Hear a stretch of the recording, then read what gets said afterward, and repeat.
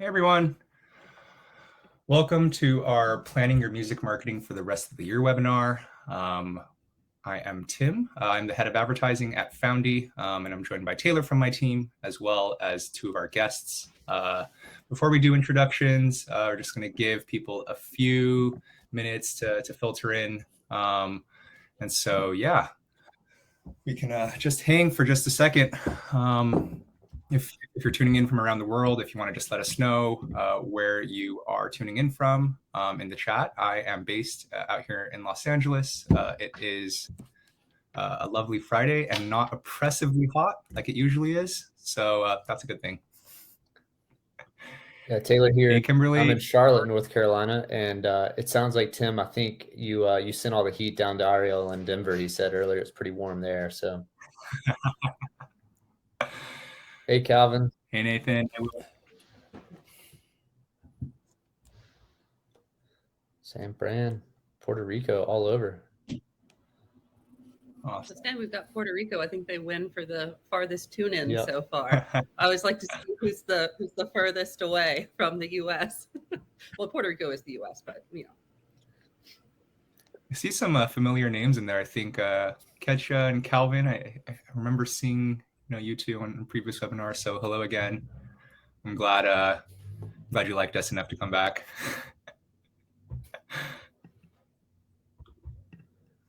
Sean from Atlanta. Hey. I can't beat Puerto Rico. That's funny. Hey, Cassandra. Awesome. We'll just take a couple more minutes here.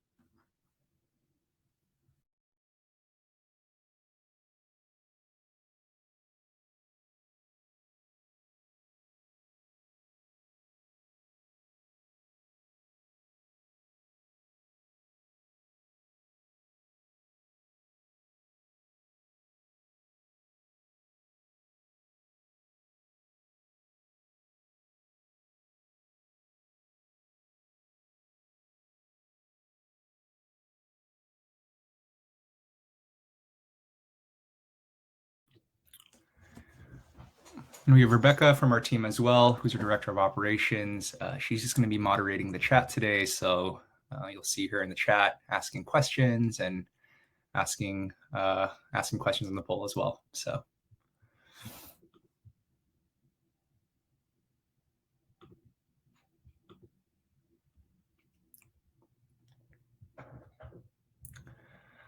Awesome. So I think we can go ahead and get started. I see that in Rebecca's poll that she just put out, she asked, who has a marketing plan for this year? And you have 7 people that voted, and everyone said that they don't. One person said that they do.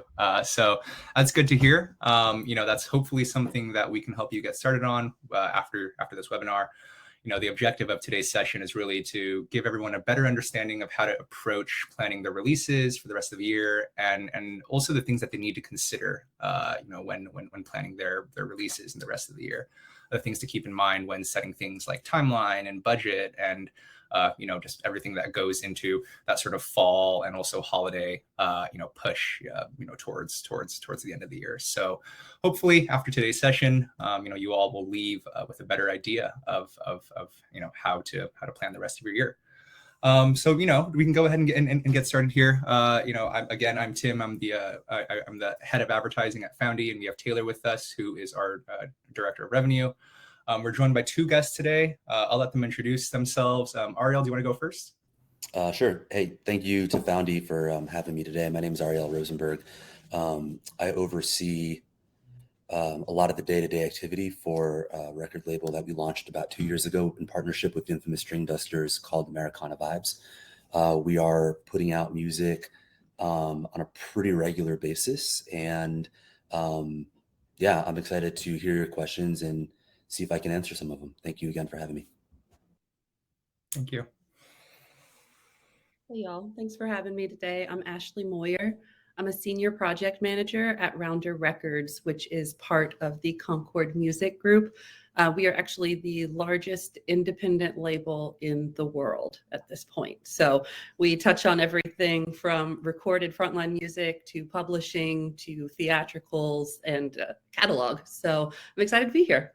Thank you. Yeah, awesome. We're excited to have you. And, thank you to both of you for, being so gracious with your time. This is going to be really helpful, for us and for our users. So just to kick things off, I have a sort of general question for both of you, which is, in August now, how much of the rest of the year do you already have planned out in terms of releases and marketing strategies and all of that? Ashley, do you want to go first? Sure. In terms of releases, when it comes to having physical product being vinyl, CD, and crazily now we're seeing a rise in cassette tapes, I am done for the year. I'm actually working on Q1 2023 right now. I'll have a few releases in March, April, and May next year. In terms of the marketing plans, those are still being, fleshed out. They're not completely done yet, but in terms of on the schedule and in production, I am finished for the year. Awesome.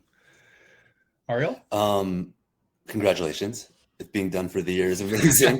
I think Ashley touched on something, she mentioned the V word, right? Vinyl. That's something that, nowadays, obviously with its big resurgence with Record Store Day and things like that, independence, everybody wants to put out vinyl. So to make kind of a short story long real quick, the whole idea of wanting to put vinyl out is working against the marketing plan and the release timeline that would typically be, semi-concise. And so we're looking at things already into next summer, planning into next fall. A lot of the artists that we work with on the label, we also work with on the touring side and on the marketing side and management side. And so we're thinking about things pretty cyclically as it relates to holidays, big ticket events, things like that, and trying to release music and cadence with that. So to answer the question more simply, we're also done for the rest of the year, but we're definitely thinking about things 10 to 12 months out. Awesome. Yeah, I've been hearing about this vinyl shortage. So, it makes sense that you're already planning for 10 months, 12 months ahead. Yeah, and just to add to what Ariel said, for those on here who are independently releasing their own music, for myself personally, where I work, we have to use the larger vinyl manufacturing plants like MRP, URP, because we churn out such a high volume. But for your planning purposes, I would say you should have the mastered audio and be ready to send it to a plant 6 months ahead of when you'd like the vinyl to come out.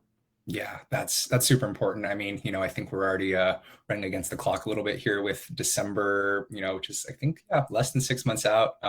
But hopefully our users can find those vinyl plants, those physical plants where they can get their stuff put out before then.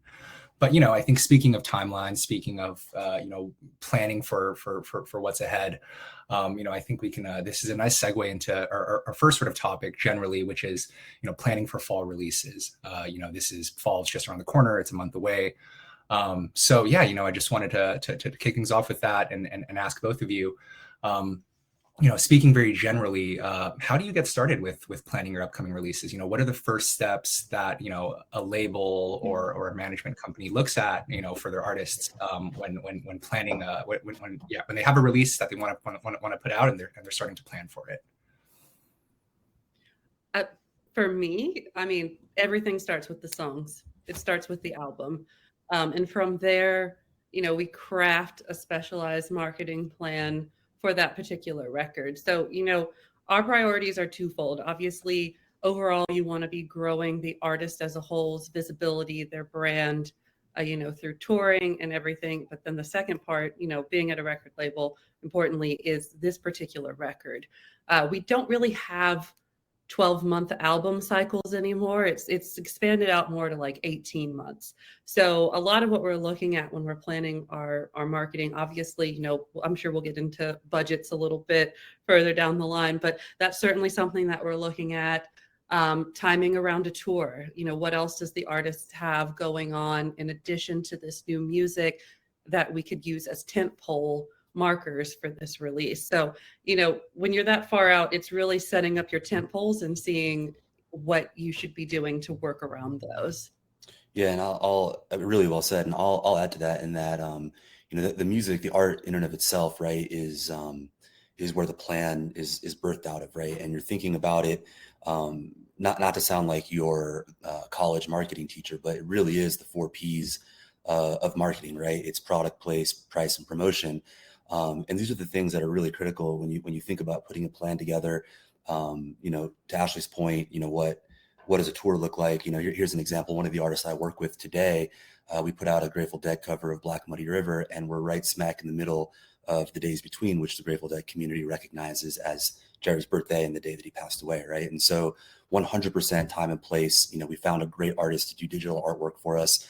And we're in a place right now where we're kind of letting the stratosphere help dictate, how we're talking about content all the time. Awesome. Yeah, that's I think really important to keep in mind is that, with approaching any project when you're planning, it's really about sitting with the project and really brainstorming, the sort of marketing, how can we amplify this project? What are people going to be psyched about, for this project? So I think that makes a lot of sense. Ariel, a sort of follow-up question for you. So say you are, approaching the sort of marketing of a new project. What are the things that you and your team usually brainstorm on, when coming up with these sort of tentpole moments, or what are you thinking about, when you're lining up what the marketing looks like, Yeah. For the project? Yeah, that's a really great question. I think community and culture is a huge element of it, right? Like you want people to rally around it. You want to build family around around the art, so to speak, right? At the end of the day, music really is the only universal language. And so if you can get people to rally around that and really think through things a little bit more non-linear, for lack of a better way to put it. It's not just go to your favorite DSP, throw on your headphones and jam out. It's part of that, but it's also, what kind of partners on the periphery can come in. We work a lot with great beer sponsors and great merchandisers, great artists and things, great like visual artists and things like that, to help drive those points forward. Awesome. And a sort of related question, for both of you is, after this sort of brainstorming and thinking about, community and the sort of culture around it, say you're working with an artist that hasn't released in a while, or, for a lot of our artists, maybe, they've never released, what are the things that you need to sort of take stock of before, you go full on, with the marketing campaign? Are you looking at things like social numbers and engagement and stuff like that, before we sort of embark on the strategy? Absolutely. Yeah. And there's and if you haven't released music before, hopefully you have an idea of what you're trying to put out there in the world, the direction you're trying to go. So you can certainly go in. There's great tools like Chartmetric, even the back end of your own Facebook and Instagram, they'll have audience breakdowns for you. So you could go in and that'll tell you okay, well, I need to be targeting people in the Northwest. I have a lot of fans there. You can go in and find similar artists, to my point, and see where they are driving consumption. So there's tools out there available to you to kind of go in and do that research to figure out, okay, well, I think I'm going to have an audience here. This makes sense. I should target these people first and work out from there. Awesome. So yeah, figuring out where your fans are, what they like, who are some other similar fans, we can go after that. Yeah, that all sounds great. See, that's an interesting topic too, right there, because it's never. I would say I would respond to that in 2 parts. Number one, I would say that it's never a guarantee that your old fans are going to come back. We've heard it a million times over again. Oh, it's not like the old stuff. It's not like the old school stuff. They picked up an electric guitar they produced with somebody else, right? And so it's a lot of work. It's a lot harder than I think the average person in the space thinks, to really bring that affinity fan base back into the mix, release over release over release. It's like releasing a merch line, right? Like you can't just assume that someone's always going to want it because it has a certain stamp of a designer on it, let's say, for example. And then the trickier thing is turning this upside down and trying to bring in a new audience that doesn't, that doesn't sit within the Venn, so to speak, of the artist's existing ecosystem. I'll use a great example. You know, an artist that we all know and love, Billy Strings, right? He just went out and played right before Metallica at Lollapalooza. I'm certain there were people who were there for Metallica that walked away being like, holy cow, and, you know, are now exploring Billy's catalog and so on and so forth, right? So it's really interesting to watch how all that happens, and it's happening more now than I have ever seen it, even as a consumer. That's really awesome. Yeah, you know, I think that sort of you know, when you're planning the marketing for anything, whether it's a live show or for you know, a release, the ability to sort of cross pollinate to understand, you know, what audiences can we go after that maybe aren't our audiences, but people that we can infuse the new blood that we can sort of draw into the larger funnel is definitely helpful for that perpetual growth that artists are always looking for. And I was going to add in, Tim, just out of curiosity. Well, maybe you can speak to this, Ashley. You know, thinking, because if obviously for releasing in kind of the first level of planning, you're thinking out, you know, sometimes 8-12 months in advance. Can you talk a little bit too, like maybe after you're, you know, halfway through that cycle, and say any releases that you all do have coming up this fall, you know, how does some of the things that you took stock of when you first were making those plans, how do they shift and evolve as you get closer to the actual release or the tour that's happening around it, or some of those tentpole moments? You know, how flexible or how much evolving are you doing throughout that process as well? I think you constantly have to be flexible, because you can try 20 things, but it might be the 21st thing that works for you.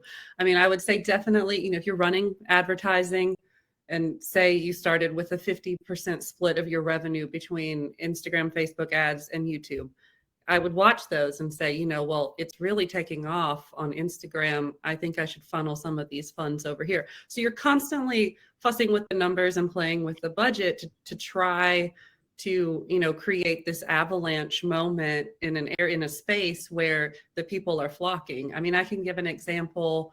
I work with an artist named Sierra Farrell. She's a developing artist. We put her record out in August 2021. This is a year post release. We have been, you know, grinding it out, you know, churning out new content, really pushing this record. We've released alternative versions of songs on the album. And just 2 weeks ago, one of her songs got picked up as a sound on TikTok. And from that, it's taking off. Her streaming of that track is up 113%.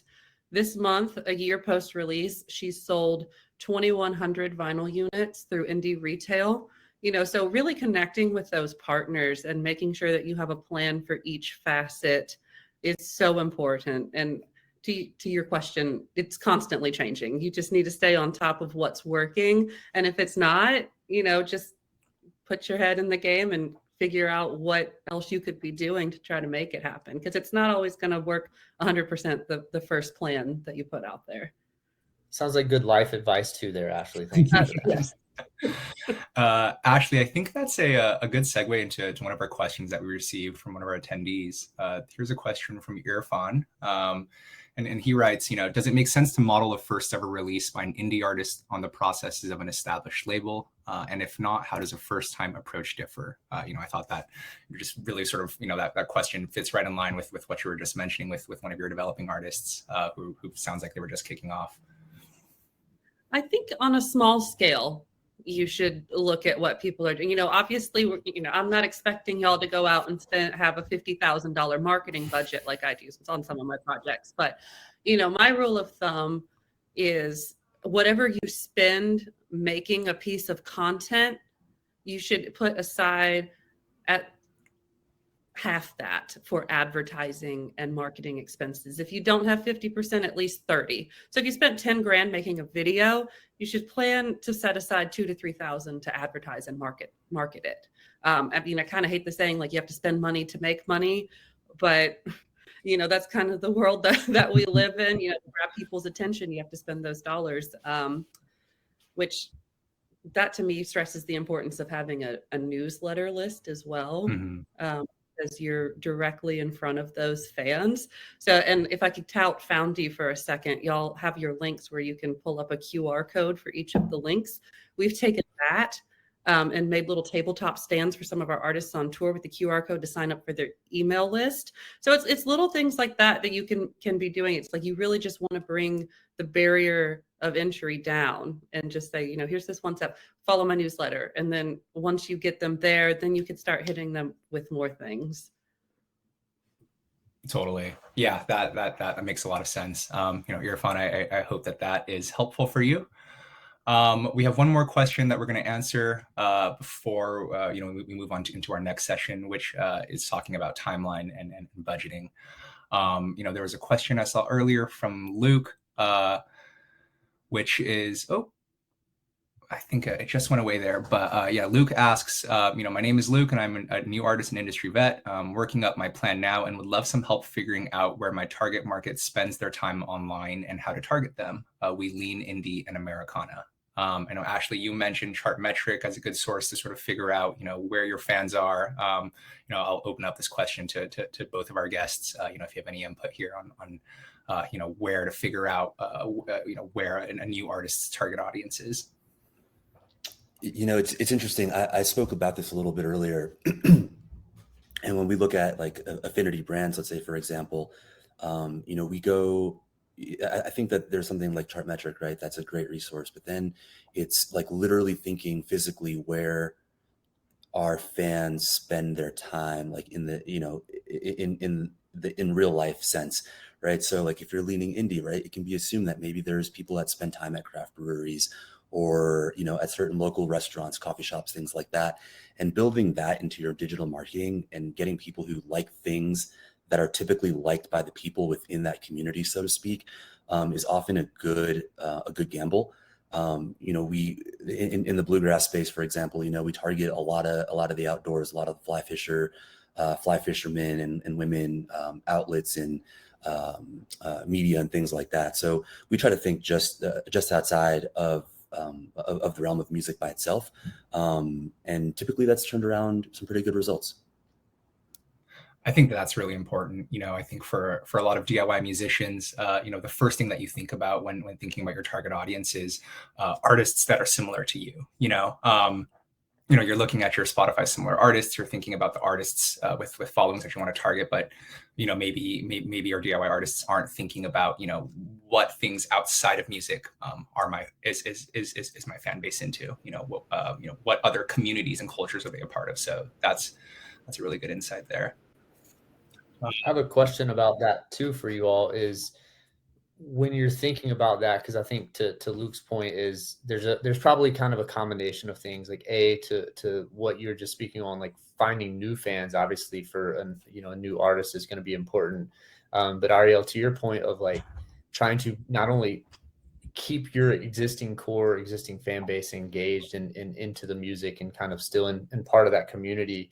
Are there any kind of key things or like areas of focus that you think about on the data or the back end reporting? I mean, obviously Chartmetrics is a good example, but are you all using, like Google Analytics to try and see what, age range people are in? I know that the different social platforms have them, but to some degree, if you're on TikTok, that tends to sway a little bit younger in general anyway. So are there other tools that you're looking at data wise that kind of correlate with the plan to reach new fans, but then also seeing when you're out on those outlets and they come over to your website, then kind of analyzing that as well? Yeah, absolutely. I mean, we use the back end for what they share with us, DSPs like Spotify, Apple. They can give you a pretty good indication of like the age range and gender of your fan base, as well as like YouTube. YouTube is also a great resource. The back end of YouTube, their analytics is actually really great. And not only can you, see how you're performing as an artist, but each individual like video too. So when we're talking about, marketing, a lot of that is the content. You can see what's performing better. It's like, okay, well, I did a lyric video and I did a live performance, but this lyric video has 20,000 more views. So maybe that's what I should do. Maybe I should do one for each track on the album, so using all of that data and kind of putting it together is definitely very helpful. And there's one component that has gone unmentioned, and that's obviously the DSPs. Right. They're giving you all that kind of listener information. And, obviously you can chart like-minded artists over your own and things like that. And, working with distribution to pull data is pretty critical too. Well, I love all of that. I have to drop a little foundy nugget in, especially to combine what you're talking about, Ashley, with YouTube insights, and then Ariel, your approach to reaching outside of the music industry and finding, potential fans where they're already doing things. We have an HTML5 ad builder, and there's a recent example that we're working on a case study where they embedded a YouTube video in an ad unit and then put that out across media outlets. And I don't know what they were targeting, but in your case, Ariel, they could have been targeting the outdoor industry and outdoor domains. But the average watch time just from the found.ee ad alone was 2 minutes. And so you only see that because you have those YouTube insights analytics. So, diving into that stuff is great. And then obviously finding out which one of those tools are you going to get more analytics to be able to be a smarter marketer off of YouTube versus the Spotify versus the Apple, and then how do they all come together to really support that marketing plan, I think is really important. So thanks for letting me jump in on that one. It's what these conversations always come back to is data. You should be using it and you should be collecting it. But yeah, speaking of data, I think that's another good segue into our next section, which is, again, getting into more of the nuts and bolts of planning for the year ahead. So our next section is going to be on timeline and budgeting, and really the sort of things that you should be thinking about when putting together a timeline and a budget for the rest of the year for your marketing. So, my first question is to both of our guests, which is, what sort of lead times in general are you sort of factoring into a timeline, when you're planning a release? I know earlier we had talked about, the months that it takes to, get vinyl pressed. And I'm sure that's something that you're working into your marketing plans, anticipating, okay, there's a 6-month window that we need to sort of leave open, and then we can plan our release around that. So, what sort of things, are you, in terms of timing, are you usually keeping in mind when it comes to putting out a release? How long do things like, PR or radio or that kind of stuff, how long does it take? Yeah. So, in terms of like the buckets where I'm spending money. So, you've got your co-op, which is basically sales. We work a lot with indie retail partners doing exclusives, or even just making sure that they have the record stocked at your local record store. For a developing artist, that those relationships with those indie retailers are so important, because the big box stores like Target and Walmart aren't going to carry a developing artist. So when you're talking to the co-op, they usually probably need about 3 or 4 months. That you got to be able to get their orders in, make sure that they have your product. For radio, it really just depends. Like when you put the marketing plan together, then you sit down and have a conversation and you say, okay, what's our single going to be, and when's the best time to roll that out in terms of, the longevity of the project. And usually it's the first or second track that comes out once you announce the album pre-order. So, they usually like about, depending on the genre, I'd say a month to 6 weeks pre-album release to really start working that track. So I'd say about 2 months for radio to set up.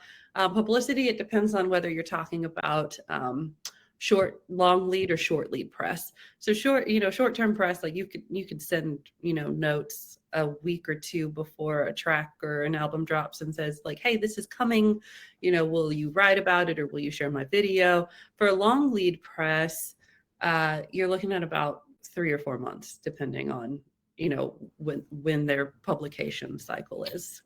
And then, for artwork and video, obviously, as soon as you have the music, you should start working on that and kind of get your visuals together, because I have found there's no set rule for how long it takes to put visuals together, but I have found it always ends up taking more time than you think to get, cover art and videos and things done and approved and the way you want them before you launch them. I mean, that was very well said. Thank you. I think there's other things to take into consideration. Like if you're looking at the calendar year, I think the things that Ashley said are spot on.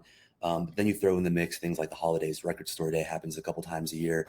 So there are other things that exist within the putting out music ecosystem, so to speak, that essentially are tentpole dates that you have to work backwards from, right? So Record Store Day is typically always in this. At one point, it was always in the spring. It moved to the summer with COVID. Then there's the Black Friday thing. Sometimes they parse things out. Sometimes they do special things. So it's important to have a pulse on all that in real time, so that when you're having conversations with artists and you find out that there's more music in the can or more music being written, that there's a tribute that they want to pay to, to an influencer, so to speak, All of these things are important to take into consideration because they're all drivers of the timeline, of the plan, and obviously of the budget. Awesome. Yeah. So it sounds like, keeping in mind the sort of logistical needs when it comes to the timeline, but also working backwards from these sort of big temple moments, the big sort of moments of a campaign that we want to highlight and make big. That's exactly right. Make a special. Awesome. On that topic, when we're talking about sort of promoting these big moments, whether it's a record store day or whether it's, the release itself, there's always the talk of content, right? How the content is needed to promote it. It's the thing that gets people hooked in and also the thing that gets them to keep streaming and to keep listening. Can the two of you talk a little bit about content? I think first I'm curious, what type of content are you thinking about? Ashley, I think you mentioned, album art and things like that. But yeah, what kind of visual content or non-visual content are you thinking about producing? And, generally, how long does that take to get into place? So I will say there is a huge focus right now online of short form video content, TikTok, Reels, YouTube Shorts. All of those platforms are pushing for that. And a lot of it, I understand it's kind of a full-time job to be a content creator and an artist. It's just not feasible. There's peaks and valleys of this. Like if you're feeling super inspired, I'd say, go ahead, make a bunch of content. And then, when you hit that valley, you can save it and roll it out, over time. So it doesn't feel like a constant grind to do it, because I certainly understand, everybody has their best practices of how often you should be posting on this or that. But I think it's more important to have the quality of content. But we're definitely right now focused on short-term video. It's also easy to, if you have a music video, you have a performance video, you could take that, chop it up into little 15-second segments and use that on the different platforms too. You don't have to reinvent the wheel, but you certainly have to be thinking about content 24/7. Agree. Again, great job. You're hired. The extension of that also is UGC, right? User generated content. You want your fans and the people that are out in the world consuming things that are coming out of our engine, internally speaking. You want them to get excited about it, right? You want them to take pictures with the album cover when they see it at their indie. What was that one song a couple of years ago? There's always something, right? But like the one about like riding with something, or I can't remember, I'm sorry, but like there's always something, right? Where like you can incentivize your audience, or you create excitement enough in your audience that they're going and taking it upon themselves to start trends of their own. And that's the best case scenario, because that means, number one, that your plan is likely working. Number two, that you've reached your target audience. And number three, that you get the opportunity to maybe worry a tiny little bit less about creating your own content, because you've got your fans to repurpose. Everyone, Totally. Everyone has this out always, at every show, at every moment, yeah. Right? And it's a full-time job, right? To scan and to look and to see who's using the hashtags and all that kind of stuff. But when you get that formula right, it's tremendous, really. No, that's absolutely spot on. And I'll add to that too. We do go in sometimes and do TikTok influencer campaigns where we spend money to have people who are prominent on TikTok use a sound, post a video for one of our artists. But honestly, the thing that takes off most is organic. Someone just finds it and they want to use it, and then their friends and other people on the internet start using it. And unfortunately, that's not something you can plan for in your marketing plan, but it's always a hope that will happen. Ariel, you brought up Billy Strings earlier, and I noticed on I follow him on Instagram, and I don't know if this was purposefully driven, but I assume it is, knowing his team is pretty on top of things. Shout out to you, Ashley, because I know he's a rounder artist too. But I noticed that there's probably a way that he incentivizes this, but they're often sharing videos that people have sent in. So it'll be like, so-and-so was riding the rail at this show. And so they'll tag the user. But when you say like user generated content, that's what I think of, is like, how do you get people, when you're on stage, you can't be thinking about content and capturing your own video. So if you don't have a video team around you and people that are touring with you, there are ways that you can incentivize the audience by saying, hey, for anybody that, grabs a video or photo of me and tags me on Instagram, come by the merch booth after my set and get a free sticker, or something like that. That's going to incentivize them to provide that content for you. So if you aren't an artist at a level that has that type of, team around you, there are ways that you can utilize people that may not even be your biggest fan yet, but they're there at that show because you're, opening for Metallica or whatever. I think to kind of double click on that one a little bit. Promotion happens in perpetuity when it happens right. Everyone talks about like the promoter's job is to promote, but like, yeah, that's one part of the pie, right? When you get your fans out there doing exactly what Taylor just said, the dividends that get paid out, from a content generation standpoint, things as superficial as followers and that kind of stuff, it's really important, so creating a culture where it's cool to tape in the audience and it's cool to film in the audience, and it's really, I don't know, it's really important. It's happened since inception of this space. Totally. Yeah, that's really important, Ariel. I think the point you made about promotion in perpetuity is really interesting for me. I know that you mentioned that your background is that you also work a little bit on the sort of managerial side. So, would love to hear from you. When you're talking about promoting in perpetuity, what are the types, what types of social content, what types of promotion, are your artists doing, outside of the album cycle that can help them continue to grow between albums, between releases? That's a really good question. The album cycle is another one of those things that I don't necessarily think has a closed loop or a closed loop around it.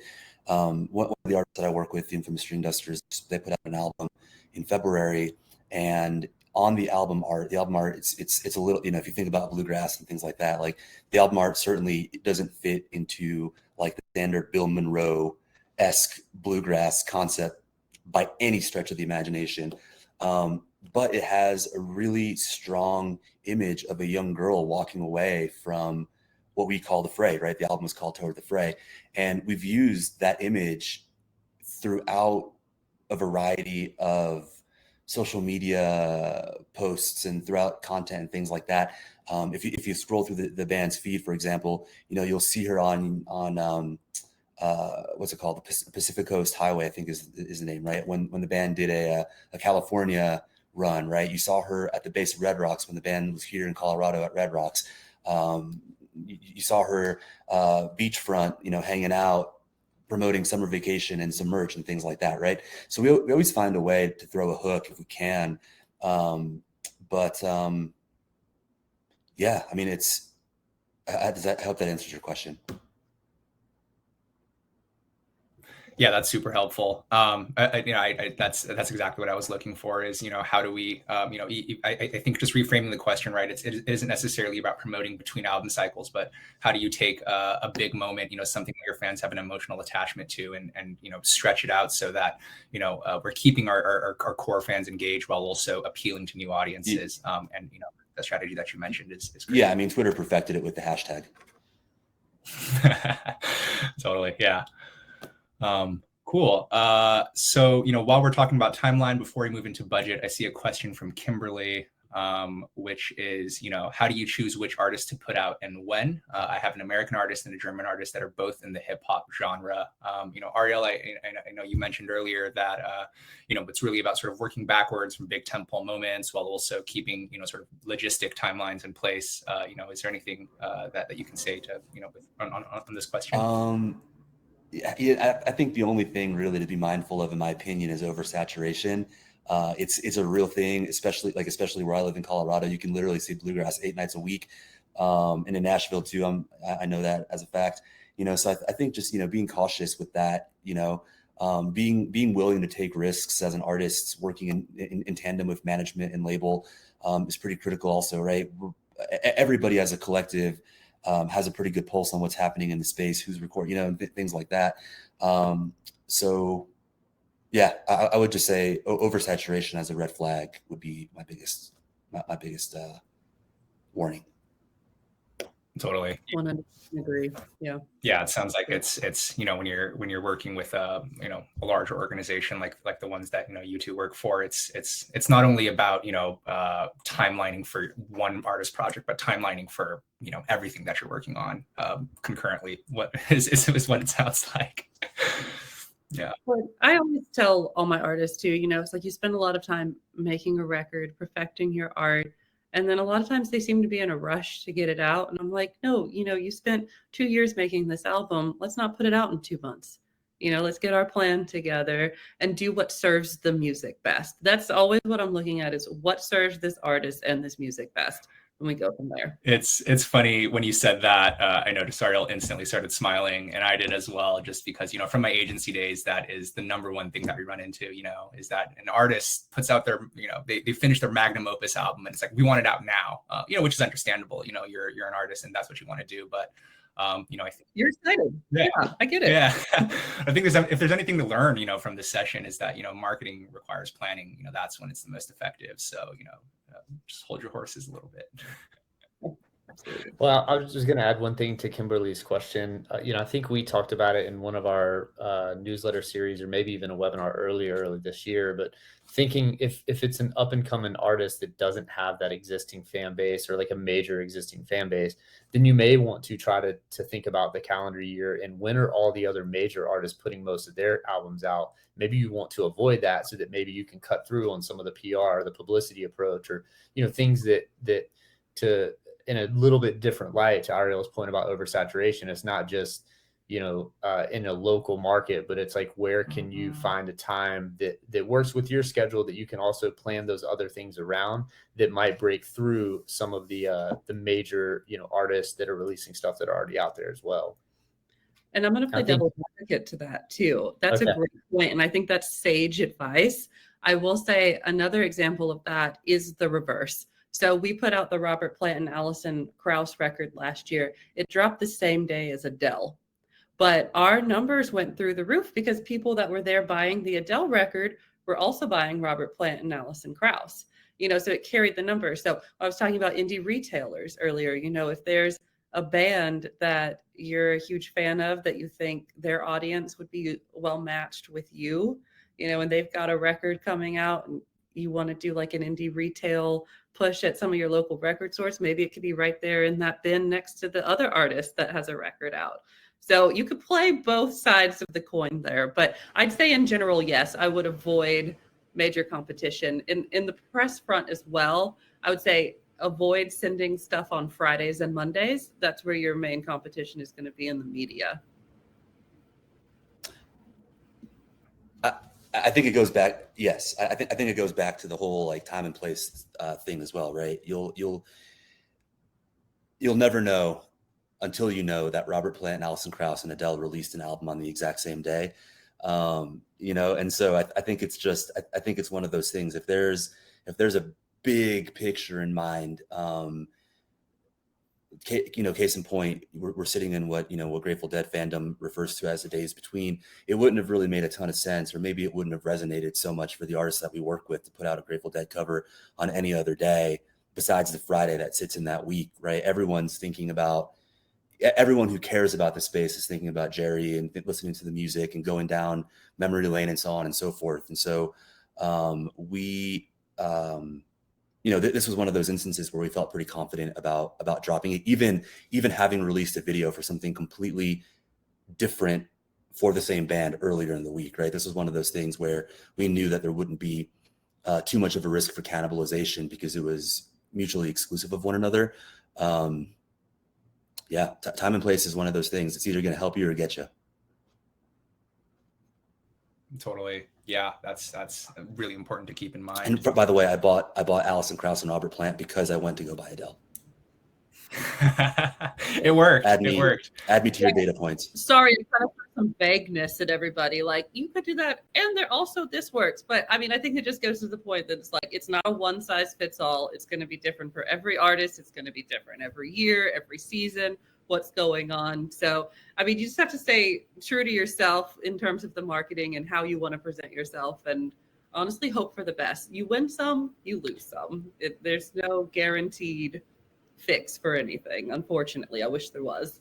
Agree. Do y'all mind if we answer that question that just came through about releasing music on Friday? I think it makes a lot. It makes a lot of sense. Yeah. To tack onto that, I think the short answer is yes, as long as you have your pitches in time, because this is one of those things where, you know, especially with Spotify, which is arguably the biggest DSP, at least in the States, you know, that release radar is one of those things where you start to bridge the gap between affinity and like long distance potential fan.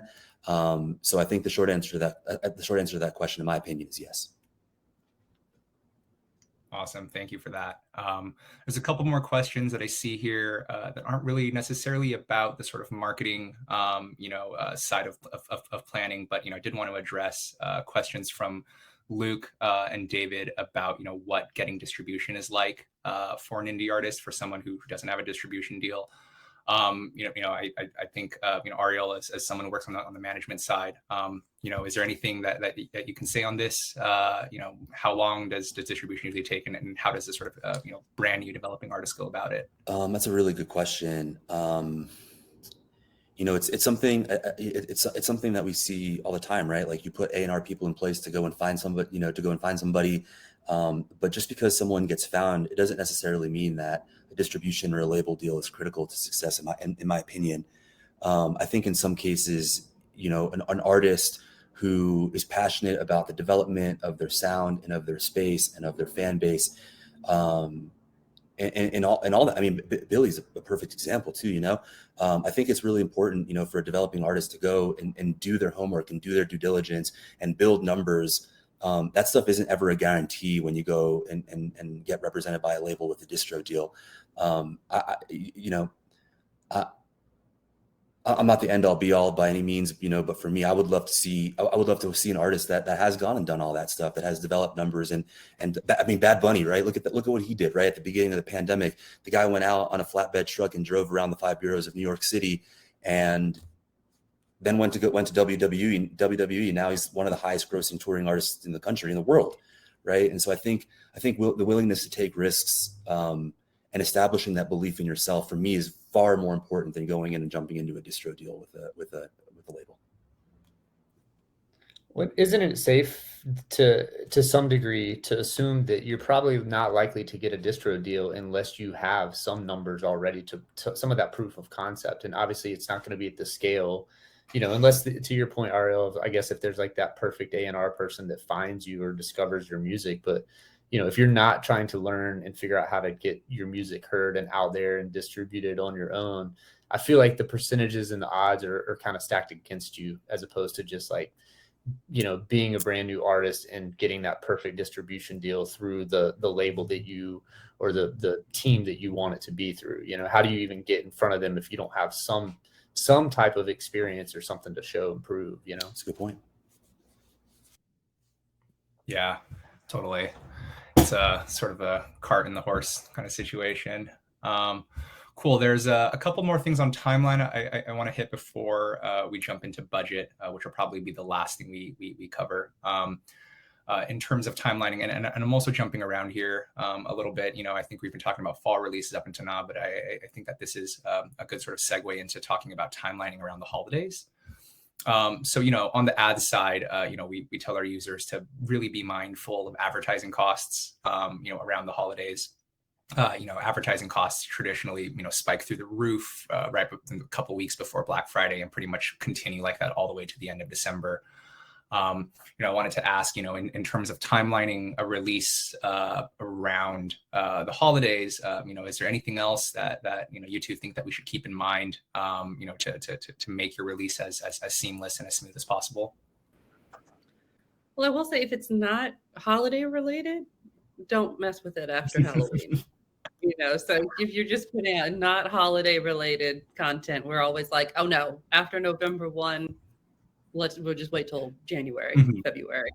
But for the holiday content, yeah, I mean, I will say, if you have a holiday song you want to put out this year and you really want to get behind it with the promotion, like, you need to have started now. I mean, a lot of people are already working on their holiday gift guides, their playlists. So it's always best to get ahead of it. I know it seems like Christmas in July, but that's always kind of our markers, like Christmas in July. That's when we start planning for our holiday stuff. Totally. I have a client who is literally in the studio right now recording the holiday album for 23. Yeah, it's funny. Google put out one of their recent sort of like search trend recap videos, and they're talking about how this is a trend across just marketing, around the world. Is that seasonal advertising and seasonal marketing is the window in which it's sort of appropriate to talk about, seasonal marketing is just getting longer and longer. We have people planning for Christmas now in August and September, right? And the reason why people are doing it is because it works. As much as you hate to see pumpkin spice lattes in June, it works, right? You want to get in there before everybody else. My apologies. I feel like that probably struck a nerve with a few of our. Now I'm gonna go to Starbucks and be like, "Yo, can I get a pumpkin spice latte?" I can be like, "Sir, you're 3 months early." Yes. Yeah. I literally just saw a local brewery promote their Oktoberfest beer this morning, so it's not too early. There's a couple of things, Tim, that you said. There's two things that I heard that I want to see if I can unpack super quickly. Number one is around seasonality. Something that we have gotten into the habit of, we're just now getting into the habit of doing. We're a small label. We have some artists, we're doing everything that we can. We put out at the beginning of summertime a playlist or a compilation that's literally called Summertime in the Mountains, where we took a track that played thematically into that title from all of the artists on the label, sometimes in some cases two, and we re-released all those songs as a compilation in an effort to get in front of some of the algorithms and things like that. So I think that's number one. Number two, as it relates to the holidays in particular, I think there's one primary exclusion to the rule of if it's not holiday music, don't do it, and that is offering a pre-sale, a pre-order, a pre-something, some kind of an incentive for fans to buy something that's coming out at the turn of the year during the holidays, right? So we did a couple of years ago, we did a Dusters Christmas album. It's still just as good as the first time that it came out. It's never going to go away, but in order to maintain its relevancy during the holidays every year, we're going to add stuff to that, even if it's digitally, to continue bringing that to the forefront and to continue, for lack of a better way to put it, teasing the algorithm into thinking that it's new. Mm-hmm. That's a very great point. And just to add to that, holiday music is evergreen. With standard music releases, we don't subscribe to a typical cycle, but it's typically 18 months to 2 years. Mm-hmm. And then, they're off working on new records. But for holiday music, every year you can come back with something new. Concord owns the catalog that has the Vince Gilardi Trio, Charlie Brown Christmas. You best believe every May we're talking about what color vinyl exclusive we want to do for it that year. We're doing a picture disc, and people buy it. It sells out every year. So if you feel like you missed the boat, like the first year you put out a holiday song, you're like, I think this could have gone further. Start planning for the next year and do another video around the track and keep promoting it. Wait, I have a question. What's the first holiday song that you listen to every year once it kicks in? Mariah Carey. Mariah Carey. Is that unanimous? All I Want for Christmas. Easy question. Mariah Carey. I don't know if I seek it out or if it's just like I'm Right. bombarded by it at like the grocery store, but it's always the first one I hear. Yeah, I don't have a song, but my go-to is like a jazz Christmas, which is probably the Charlie Brown one. So I think this is there was one more question that I think is somewhat relevant here with that is Roberta said I've released 5 singles on online platforms, so digital in the past 7 months, but never really did any real promotion around them. So you both are just talking about ways to like bring music back to the forefront that maybe had been released prior or previously. So are there any kind of key takeaways that you could recommend for that scenario for promotion 7 months after the album or singles out? You want to go? Yeah, I'll go. I was gonna say, well, that's where the content comes in too. Create some. It's easy to just go in and like make some lyric videos for different songs. Like, there's ways to create content that's not going to break an arm and a leg to do it. And I think that's honestly the best way is just keep churning out content and driving back to the streaming platforms. It's like Instagram, for instance, has the swipe up function, or I think now it's just you put the link in the Instagram story and link out, linking back to it that's the easiest way to do it. It's just like, hey, here's this song, go listen to it. Here's the link. Yes. I think that's one thing. Another is someone had mentioned something in the chat a little bit ago about a song, a client that was writing about parenting or having a first child and thinking about it that way, right? Like there's something that, some of our artists may have written 10, 15, 20, 30 years ago that may have meant something then and means something completely different today. And I think that there's an opportunity to uncover some of those truths, as things ripen, so to speak. I just worked on a song that everybody knows called "Jump Around" by House of Pain, who's celebrating its 30th anniversary. And what we're doing with that campaign is tremendous, right? We're re-engaging Mickey's, the green can that Everlast drank in the early 90s. And if you think about it broadly, right, that's touched every arena, every Planet Fitness, every you name it. Literally, "Jump Around" is arguably a top 5 most iconic hip hop song ever. So continuing to dig into those truths and giving Eric an opportunity to talk to Sway or whatever that looks like, right? I think there's always a chance to. Music is an evergreen universal language. It never goes away. So I wouldn't be discouraged by doing something organically 7 months ago and trying to reinvigorate it by getting creative, user-generated content on TikTok. Everything that we talked about, it bubbles up into that exact question. Totally. So we're running up to the end of the hour here. Right? We just have a few minutes left, but I did want to touch on budget really quickly before we conclude our session today. So just changing gears a little bit, we've been talking about timeline. Now we're going to focus in on budget for the last few minutes. General question for both of you. What costs should artists sort of budget for, and are there sort of general rules of thumb for figuring out your budget? I know that Ashley mentioned earlier, sort of 30% figure as it relates to, the money that you're making. But yeah, any sort of general rules of thumb would be great here. Budget's my least favorite. Can we just let's talk about numbers? But yeah, no, exactly. It's like if you're spending money to make a record, you should be setting aside the money to promote it too. I'd say, say you spend $50,000 making a record, you should have a $20,000 marketing budget, and that includes different buckets between, digital advertising, that kind of thing. I wouldn't disagree with that at all. On the contrary, I think that's spot on. I think on paper, it sounds great to spend someone else's money, but it's actually the most stressful thing on the planet. So, I always like to err on the side of caution. I always look to my team, to help me out from an optimization standpoint to see if things are performing in real time. I know there's certain platforms like the one that we're talking with today, that can assist with things like that, right? And so I think Ashley said it earlier, right? You got to spend money to make money. I think no truer words have ever been spoken, but I think so. I think doing it tactically, tastefully, and very, very strategically is the key. Totally. Yeah, I think just on the topic of you got to spend money to make money. I used to see this all the time in my agency days, which is an artist comes in and says, "Hey, we spent $50,000 on a music video, but we're spending a couple $1,000s on marketing."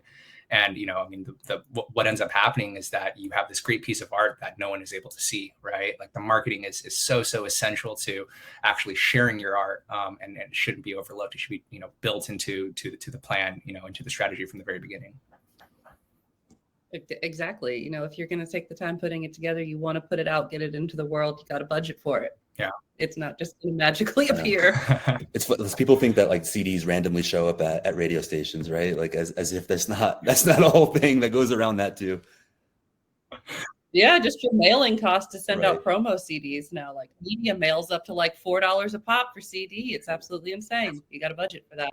Thankfully, a lot of radio stations are going the way of digital, but slower And you can than I walk would like, over to especially. those stations in Nashville to bring them CDs, can't you? Right, exactly. Yeah, it's like, yeah, for a developing artist that doesn't have a team behind them yet, like I'd say certainly like starting in your local market and like becoming the artist in your local market. You're talking to these radio people, you're going to all of the places you can play. You're just shamelessly promoting yourself in your market, and you can grow out from there. Start wherever you can with whatever budget you have, and then grow from there. Totally. Yeah, I think that is a good note to end on. I'd like to thank our guests again, Ariel, Ashley. That was so helpful. I learned a lot. I was taking a little bit of notes here and there. I don't know if you noticed, but yeah, this is super helpful. And thank you again both so much for your time. To our attendees, thank you for coming. Thank you for joining. Thank you for asking questions and being engaged. I think there's one question we didn't get to, but please, if you ever have any questions about marketing or about found.ee, the platform, feel free to email myself or Taylor or just our general support at the Found Group email, and we'll be able to help there. So again, thank you all so much for joining, and have a lovely Friday and a lovely weekend. Thank you for having Thanks, us. everyone. Bye.